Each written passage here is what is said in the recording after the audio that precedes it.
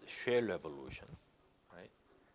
And the question about Russia-China natural gas deal, you need to ask a lot of questions, right? I mean, given the newspaper reports, I think there must be several important things we need to extract from Russia-China natural gas. The number. First thing, I think the Russian-Chinese natural gas deal. First thing, it's about 30-year natural gas contract. Okay, 30-year natural gas contract, which is Russian style. It's not a spot kind of a contract. It's a long-term contract, right? Very much in line with traditional Russian natural gas contract style. 30-year deal. Then in terms of amount, I mean, according to newspaper reports, it's in the amount of $400 billion. Yeah, I've never seen 3-digit billion contracts. Russia, China, I think they you know, if you read the section on Russia and China, Russia-China relations are very complex relations, right? U.S.-Chinese relations is important to study, but Russia-China relations, it has a long history, right? Very complex military, right? Energy. They are friends, but at the same time, they are enemies, right? The relationship, Russian-Chinese relationship. Militarily, they are competing. Also, in terms of energy, they don't see eye to eye 100%, right? This time, right? I mean, this time there are many different conditions that tie them together. We need to study that. What are those external post-shale conditions that brought these countries together? You know that Russia and China, they have delayed natural gas deal for over 2 decades, right? But let's say, I mean, they have struck the deal, although we need to look much more closely into the details, right? So it's a 30-year deal, $400 billion deal. And the one thing that is not reported enough in newspaper is that we need to have some understanding of the Russian natural gas system, right, to understand this. What's the name of the pipeline that is going to be built between Russia and China? The pipeline must be newly built. Then the pipeline must be big, right? Linking where and where, right? Where is this pipeline going to be built? It's in East Siberia, but let's see some of the. So naturally, I think leads us to study some of the Russian natural gas pipeline system. Yeah, we need to look at this map. This is the Eastern Gas Program. This program was designed over the last several years. If you look at this, here Russia has several centers of natural gas production. Right? This is East Siberia. So most of natural gas will be produced from this region. And this is Sakhalin. Right? So in terms of understanding Russian energy, we need to first divide it into Russian oil on one hand, right? And Russian natural gas. This time, the deal is about natural gas, right? Russian oil, as I mentioned earlier, Russian oil, again, China, Russian oil contracts, again, no less important, right? There was a huge deal over Russian oil, right? During 2013. I mentioned it earlier, right? So currently 450,000 barrels per day, which is what China is importing from Russia, will be expanded to include 1 million barrel, right? According to the deal signed May 2013. So China, Russia, they have already signed a huge oil contract, right? May 2013. So according to which China is going to surpass Germany as number one oil importer, right? And this time, natural gas, right? These are the centers of natural gas production. If you look at here, this is Yakutsk Center. Okay, Yakutsk Center. This is one center, and Krasnoyarsk Center. Okay, Krasnoyarsk Center, and Sakhalin. Right. So natural gas again, either it's in the PNG, produced here, right, and put it into pipeline system, or produced Sakhalin in Ireland and exported through LNG. There are two directions, right, in terms of natural gas exports. Russian-China natural gas deal this time it's about natural gas produced here. Okay? Natural gas, Putin and Xi Jinping, they agreed to produce natural gas here, okay, immensely. Then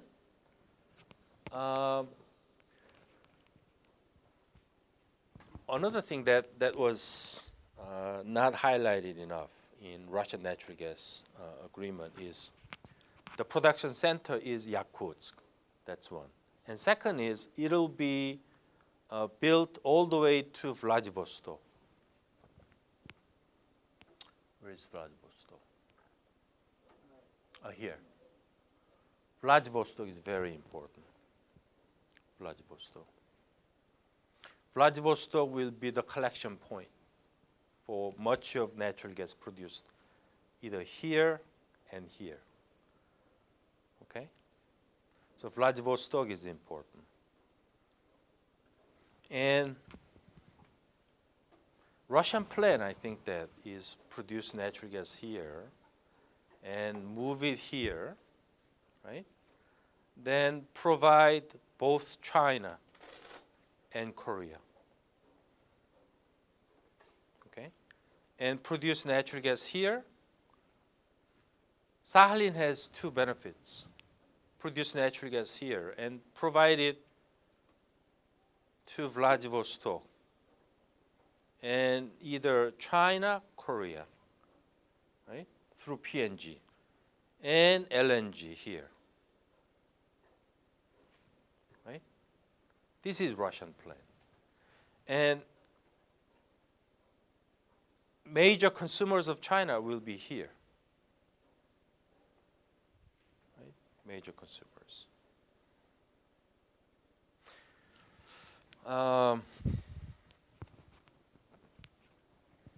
In terms of total natural gas amount, 1.5 TCM. Right? I'm just reading newspaper here.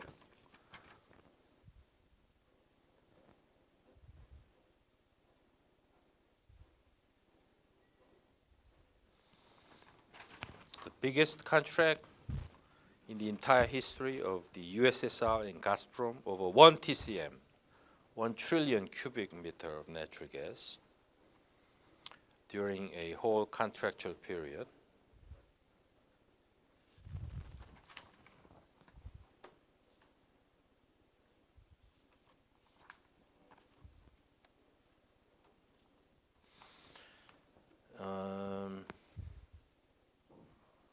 The entire amount is 400 billion, but initial investment into the construction of production center and pipelines, $55 billion, the initial investment.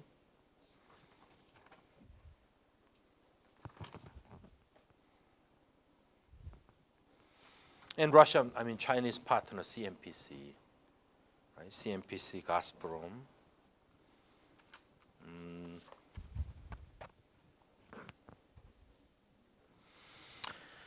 Okay.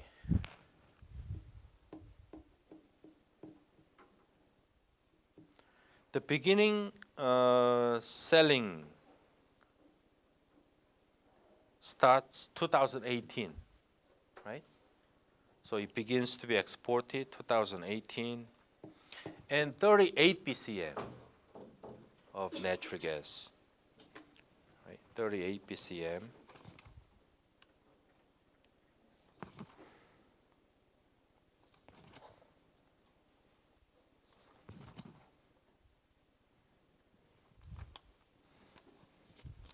And this pipeline is called Power of Siberia pipeline, right?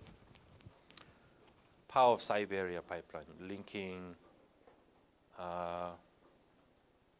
right, Yakutsk Center and Khabarovsk, Vladivostok, right? This is YKV pipeline, right? Yakutsk, Khabarovsk, Vladivostok, then China, right? YKV pipeline. When we Koreans discuss imports of Russian natural gas, 2011, August 2011, when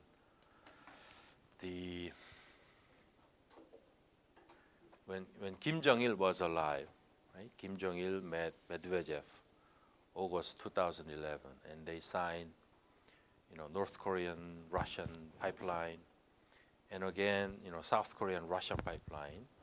So Russia, North Korea, South Korea pipeline, and this pipeline was the source natural gas here. Where is natural gas sourced is important, right? So Korean pipeline source natural gas was not here, but here, Sakhalin, right? So it was called SKV pipeline, right? SKV pipeline.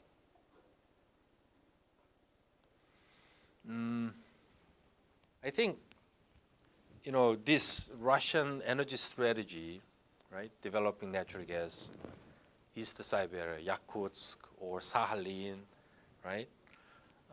It's not new, but what is new about all these, Russian proposals and the deals struck? What is a little bit different from past years this time is, I think all this Russian strategy is becoming a reality. That's what makes all this different. Unlike, from previous years, we see a lot of Russians only doing talking rather than, right, implementation. But this time, what surprises us is that what Putin promises is becoming reality. It's not only on the paper, right? When this Russian energy strategy 2030 was first announced, 2009, right? The key to that Russian energy strategy was Russia is going to export 20%, 30% of Russian oil exports to the Asia Pacific market, right? Then 20% of Russian natural gas exports to the Asia Pacific market. At that time, Russian natural gas exports to the Asia Pacific market was zero as of 2009, right? But since 2009, the Sakhalin 2 opened April 2009, right? So oil was exporting here from Sakhalin, a little bit confusing. So let me show you one by one. Okay. Russia pivot to Asia, right? Russia is following Obama's pivot to Asia. Now, according to pivot, Russian goal is to expand exports to the Asia Pacific market, right? Because currently Russia exports 76% of natural gas, 84% of oil to Western European market, right? But consumption in Western Europe is declining, is projected to decline, and also U.S. geopolitical pressures, right, on Western European countries through this Ukrainian crisis. So Russia is looking east, Russian pivot to Asia, all that.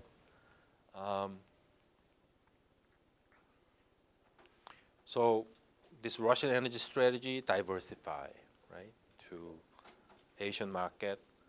So as of 2009, oil exports from 6% to 25%, and natural gas exports from 0 to 20%, right? And over the last several years, since 2009, we have to see how much this has increased, how much this has increased, right?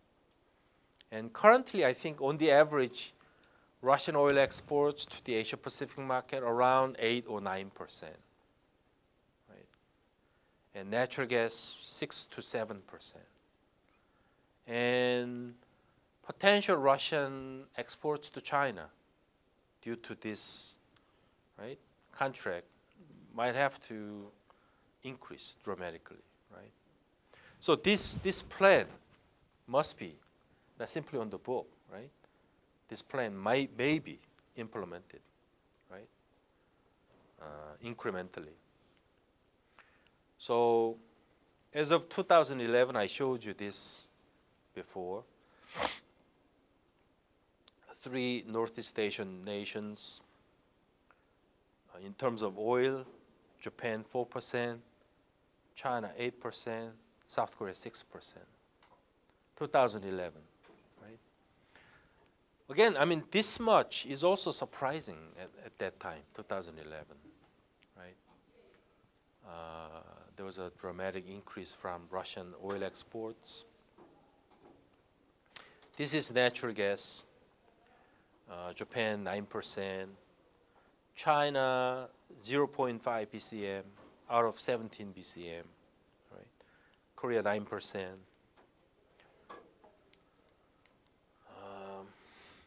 This might help you.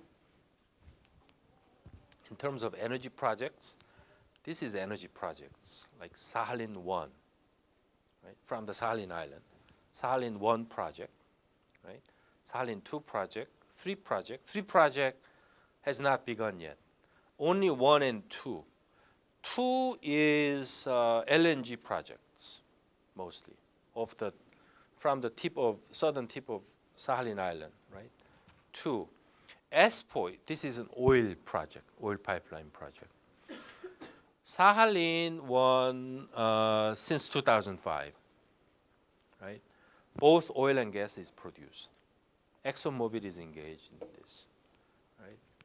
So oil is produced 8.2 million ton, natural gas about 9.4 BCM. So oil is exported to Japan and Korea. Natural gas, nothing exported from Sakhalin 1. Sakhalin 2 from 1999. Oil is being produced from 1999. Oil is exported to Japan and Korea. You know what? This is how Russia began to increase oil exports from Sakhalin, not East Siberia, in the beginning, right? Very small amount, right? And Japan, Korea, not China, right? And if Russians export from Sakhalin Island, you mean oil, it's very close to arrive either South Korea and Japan compared to Middle Eastern imports, right? So in terms of cost, it's very cheap.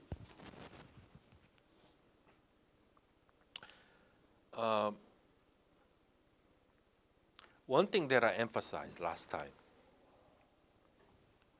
Sakhalin 2, although it has oil, right? And they export a little bit of oil, both Japan and Korea. Mostly Sakhalin 2 is about LNG.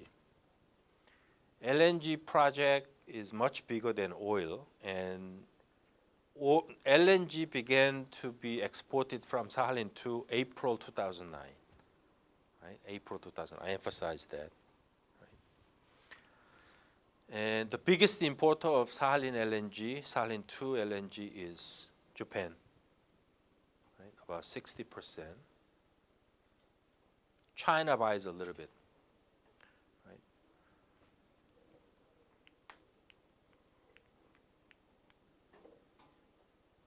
So this is it. 17 BCM. This is from Sakhalin 2. Right? Most of it goes to Japan. Only 0.5 BCM goes to China.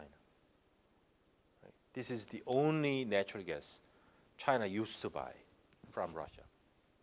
So this time, Russia-China natural gas contract is about the first PNG contract between Russia and China.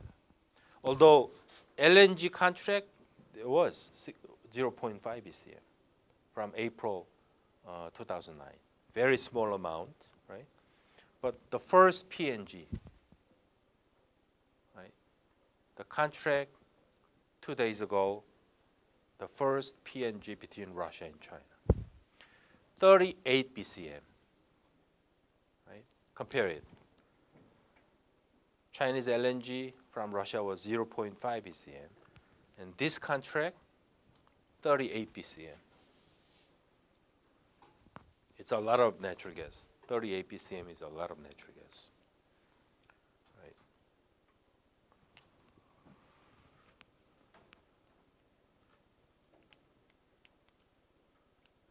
So Sakhalin 2 is important, right? LNG since 2009.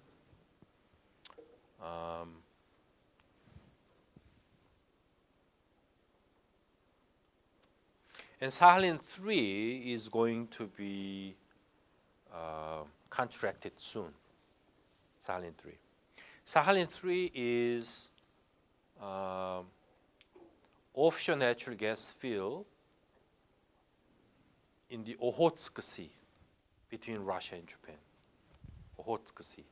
Kirinskoye. It's called Kirinskoye field. Right? It's offshore, so it's going to be contracted soon. Korea showed an interest. China might be interested. So who is going to sign the contract? We have to see. And so Sakhalin 1 and 2, mostly natural gas, but some oil, right? ESPO, we covered this, we studied this. ESPO is so important oil project, right? ESPO. This is the most important Russian oil pipeline linking East Siberia to China, Korea, Japan. Right? That's ESPO, oil pipeline. ESPO, oil pipeline. ESPO has, in terms of length, it's about 4,000 kilometer pipeline, right? Starting in East Siberia, 4,000 kilometers, about 4,000 kilometers. Since it's too long, it divided into 2 stages. 2 stages. ESPO pipeline, there are 2 stages. First stage was finished 2009, right? Finished 2009. And starting Siberia, Taishet, right? Then ending in Skvorodino. That's the first stage. Skvorodino, right? And from Skvorodino, go down to China. That's China spur pipeline, branch pipeline. So from the first stage of ESPO, right? The main goal of first stage of ESPO was to provide Russian oil to China rather than Japan and Korea. That's important to remember. The first stage of ESPO for China, right? How much? 300,000 barrels per day. That's stage one. Then from Scovorodino, then all the way linked to Cosmino, Pacific port, Cosmino, right? But this stage, from Scovorodino to Cosmino, was not completed until December 2012, right? Stage 2 was completed December 2012. This is another big news. Another big news in terms of Russian integration, right? So completing ESPO 2, December 2012, Russia is now was able to export more oil to Japan, Korea, and who is buying Russian oil from Cosmino port? Who is the biggest buyer from the Cosmino port? America. Right? America used to be the biggest buyer here. This shows ESPO import countries as of 2011. As of 2013, this becomes 35%. Right? So America number one importer from Cosmino port. And do you need to see the map? ESPO pipeline map? Yeah? You want to see the ESPO pipeline map? Okay. This is Russian-Chinese oil relationship. Right? Russian-China oil relationship is about ESPO, East Siberian Pacific Oil Pipeline. So beginning is Taishet, right? Taishet oil field. Then oil is developed here. Then move here. This is pipeline, right? So this was finished 2009, December 2009. This is ESPO 1, about 2,000 kilometers here. So oil moves here. Then Scovorodino. This is the ending point of stage 1, ESPO 1. So this pipeline was finished December 2009. And like I said, ESPO 1 is about China. ESPO 1, right? Russia-China oil. Because from Scovorodino, about 900 kilometer spur pipeline was built, right? You cross the Russian-China border here, right? If you cross the Russian-China border, then you reach Mohe, city of Mohe. Then from Mohe, build another long pipeline, then Daching. Daching is Russian oil complex, Chinese oil complex. So this is how Russian oil is provided. How much? 300,000 barrels per day. So ESPO 1 for China, 300,000 barrels oil, not natural gas. Right? This is a historic decision by Russia and China.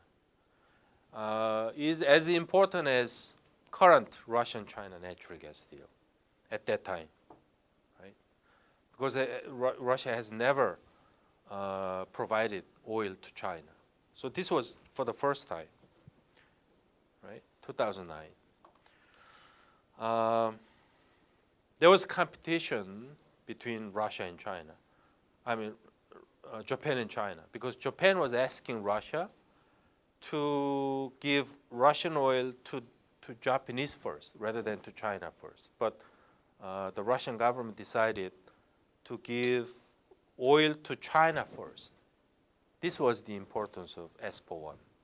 Right? Russia decided to oil to the Chinese government first, then to Japanese government. Right? There was intense competition between Japan and China at that time. China won. The reason China won at that time was, again, very similar to the current Russia-China natural gas deal. What is behind the current Russia-China natural gas deal? I think there are several things, but one is maybe, U.S. pressure on Russian energy strategy, all the complexities of Ukrainian and Russian, European natural gas. But the most important thing that's behind Russian-Chinese natural gas deal is money. Right? Same goes for ESPO. In other words, the reason Russia agreed to provide natural gas to China is China gave them money. Right? Russia doesn't have money. ESPO 1 is called loans for oil deal. Right? $25 billion at the time. Again, 300,000 barrels per day for 20 years. That was the content of ESPO 1 contract. 300,000 barrels per day for 20 years. And the entire amount, $25 billion. $25 billion loan from the Chinese government. So the Chinese government lended this money to the Russian, both companies, I think Rosneft and Transneft, two companies. So Russian companies, they borrowed money from the Chinese government and built pipeline and produced oil. Right? So China fully covered the entire cost, ESPO 1. This time, same thing, but the amount is much bigger, 400 billion this time. 30 years, 38 BCM per year. But the style is very similar. So ESPO 1, China, rather than to Japan. But instead, this is pipeline, and it was expected to be extended to Cozumino. This is Cozumino, Pacific port, right? Then from Cozumino, you have options to export to diversity of consumers, right? Rather than to one consumer, China, right? So from this, like I said, U.S. is the biggest importer, right? Then Korea, China. China also buys from here. And many Southeast Asian countries. So Russia has some options open for, right, diverse, consumers for the future. And this ESPO 2 was completed December 2012, 2 years earlier than projection. So this shows how the Putin government is aggressive about Russian energy strategy toward Asian countries. So ESPO 2 was completed. Here again, 300,000 barrels. So entire net oil provided through ESPO 1 and 2 is 600,000 barrels per day. And the agreement between Russia and China, May 2013, last year, was to expand Russian oil exports here 450,000 barrels per day. Right? Then again, 600,000 barrels. And ultimately, 1 million barrels per day. Right? So again, about oil, there's a dramatic, right, outcome from Russian-Chinese negotiation, and this time natural gas. Right? So eventually, this will be maybe 20%. This will be maybe 25% or 30%. And China is leading, right? And maybe by 2018, this will become 38 BCM. Right? If this plan is implemented, 38 BCM. And I don't know in terms of percentage, but right, these numbers, all these numbers will be very different. And the question about Korea, is Korea going to increase this number to 15 or 20%? It all depends, like I said. Let's look at the map. Where is the map?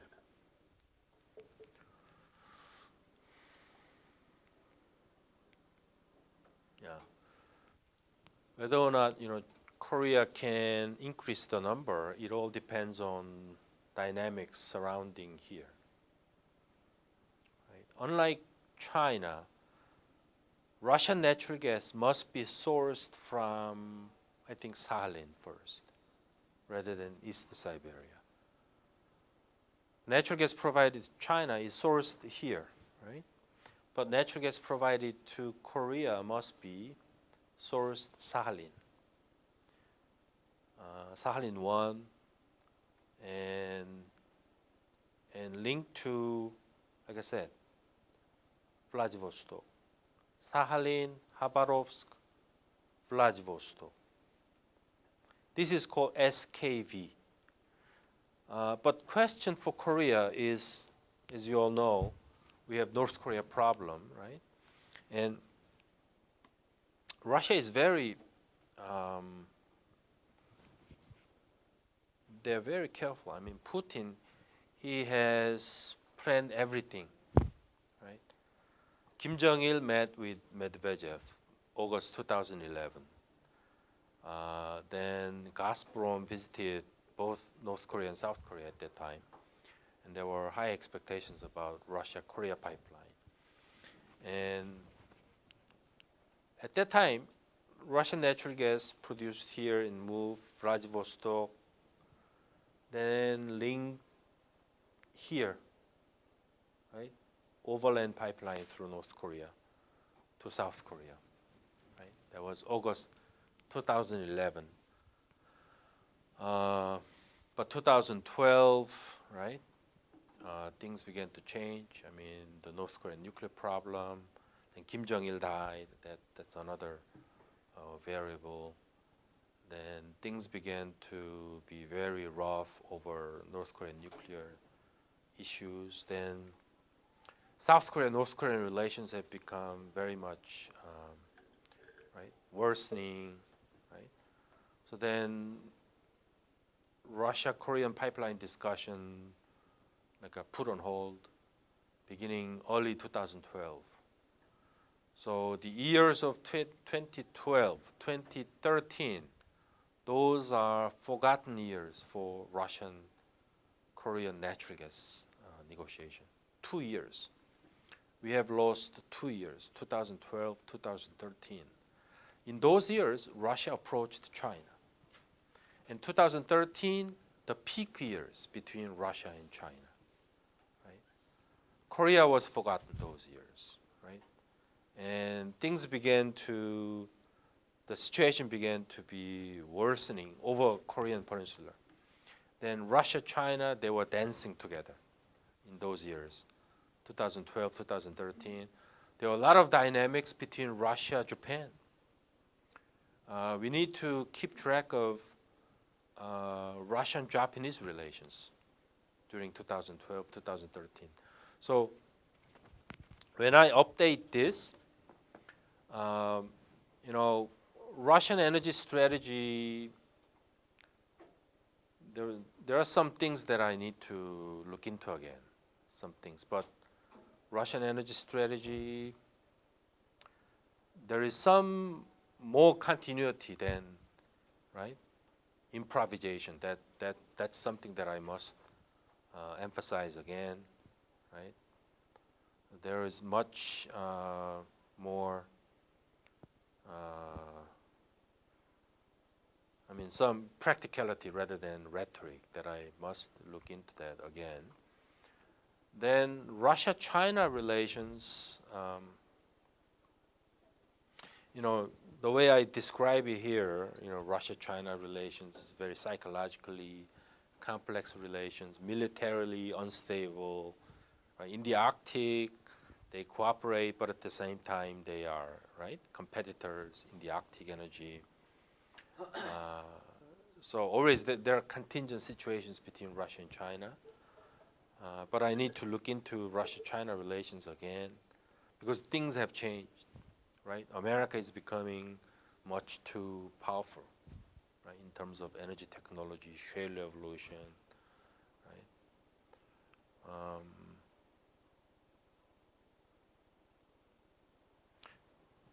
We need to, one thing that has not been discussed yet about all this is that we know that Russia has energy, right?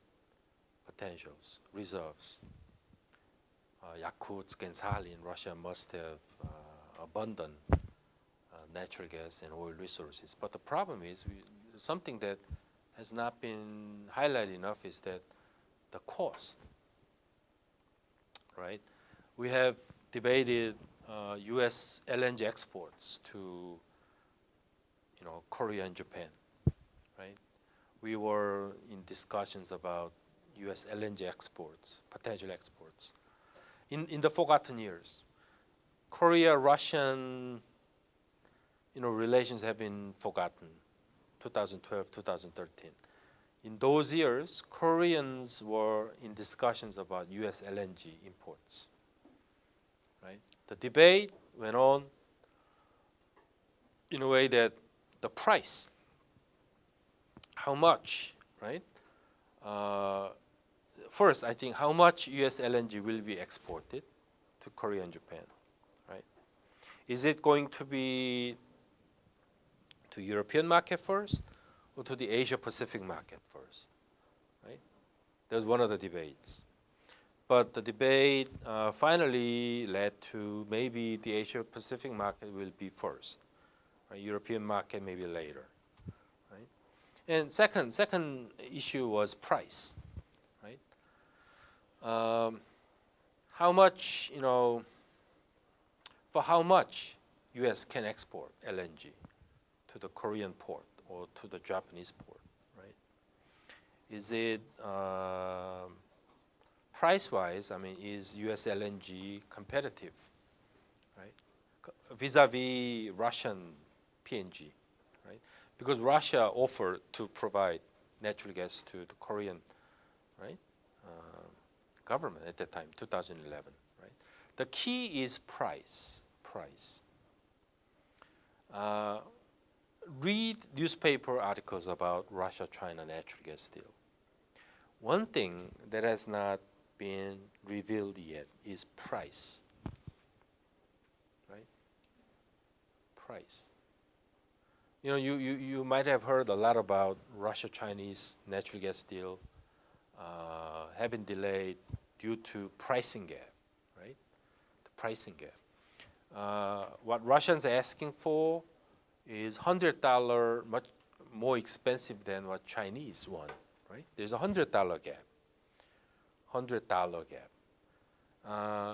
Then this time, maybe, I mean, Russians, they came down in terms of, right, pricing due to, right, difficult external conditions. But it's not been clear, right, whether or not Russia lowered the price, right? That $100 gap, right? Did Russia really went down? It's not clear, right? It's not clear. So still, I think we need to compare American LNG export options still alive. America will export. Beginning 2016, right, 2017, Russian LNG exports will be arriving here. Then we will know, right, the price, right? When Koreans buy Russian natural gas from Sakhalin or East Siberia, right, what will determine either Russian gas or American LNG will be the price. Right? China, there must be something, right, in terms of pricing. Although geopolitical considerations played some role, right?